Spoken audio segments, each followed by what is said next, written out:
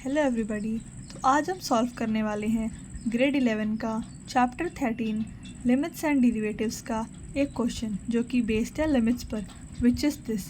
अब यहाँ पर हमें क्वेश्चन यह दे रखा है, तो चलिए इसको सॉल्व करते हैं। पहले हम लिखेंगे यहाँ पर सॉल्यूशन।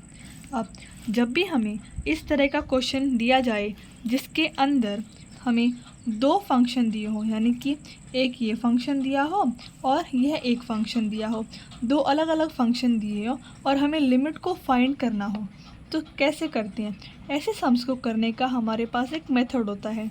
ऐसे सम्स में हमें दो लिमिट्स यानी कि right hand limits and left hand limits को निकालना होता है। So here we will write that. हम यहाँ सबसे पहले लिखेंगे कि फाइंडिंग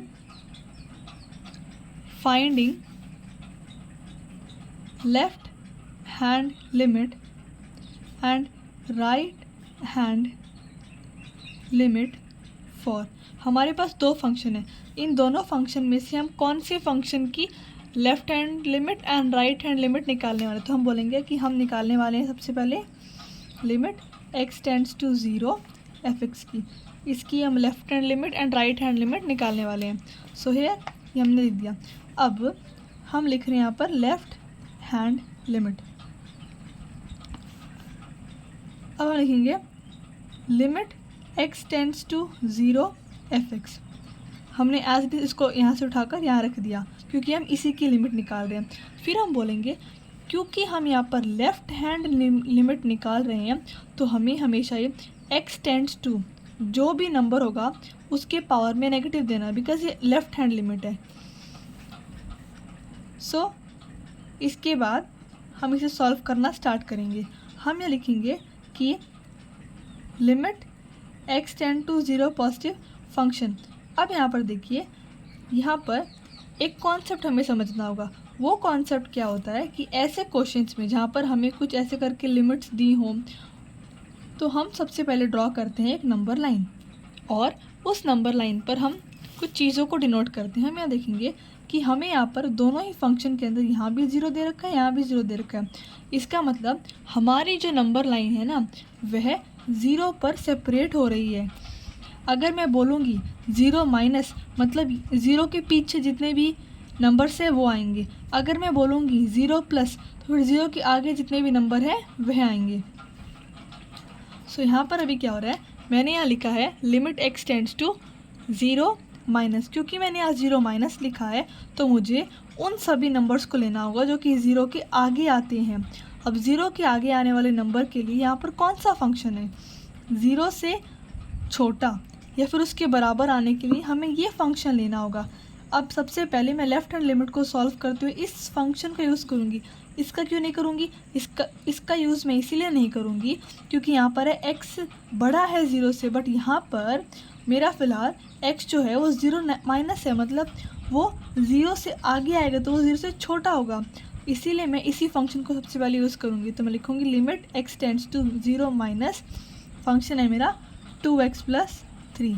तो यहाँ पर हमारी वैल्यू आ जाएगी 2 इंटू एक्स की वैल्यू में क्या यूज़ करनी है, यहाँ पर हमें दे रखी है 0। सो 2 इंटू 0 प्लस 3 जो कि आ गया 0 प्लस 3, जिसकी वैल्यू हमने 3 मान ली। हमने यहाँ पर 0 क्यों पुट किया, क्योंकि इस पर्टिकुलर फंक्शन को हम सॉल्व कर रहे हैं, इसी की हम left hand and right hand limit निकाल रहे हैं और इसी में x टेंड्स टू 0 लिखा हुआ है।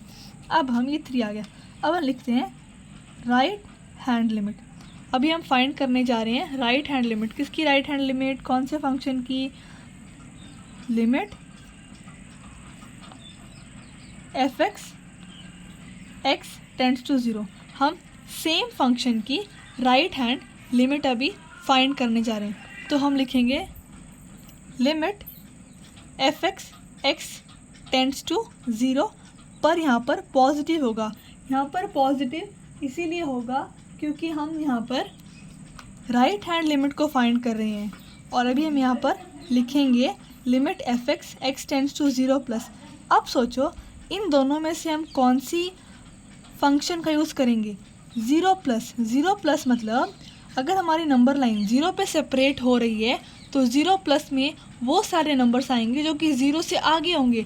0 से आगे आने वाले नंबर्स का कौन सा फंक्शन है यहाँ पर, 0 से आगे, तो वो 0 से बड़े होंगे, तो ये फंक्शन हम लेंगे अभी। तो हम यहाँ लिखेंगे अभी 3x + 1, तो यहाँ पर 3, x की वैल्यू क्या है 0 + 1, तो आ गया 3 × 1, तो आंसर हमारा आ गया 3।